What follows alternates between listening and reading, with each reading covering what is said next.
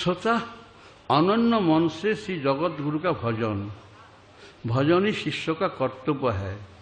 श्रोता, आप लोग कह सकते बाबा जी अनन्य मन क्या है? श्री गुरु जगत गुरुदेव व्यतीत जिनके अन्य कोई काम्य वस्तु नहीं है वही अनन्य, जो अनन्य है वही अनन्य मना भी है।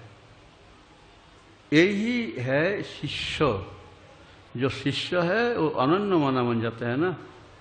लौकिक गुरु के शिष्य है उसका परिचय सीमित है।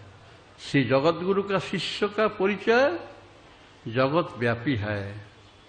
सत्ता के भेद होता है श्रोता, किंतु सत्य अभेदी है। सत्ता भेद लेकिन सत्य अभेद। व्यास पूनम में प्रेम तरंग उमंग में भेद विचार नहीं है श्रोता, नहीं रहता। नयन सुनिर्मल हो जाता है। गंगा के संग गंगा रूप पी बन जाते हैं ना।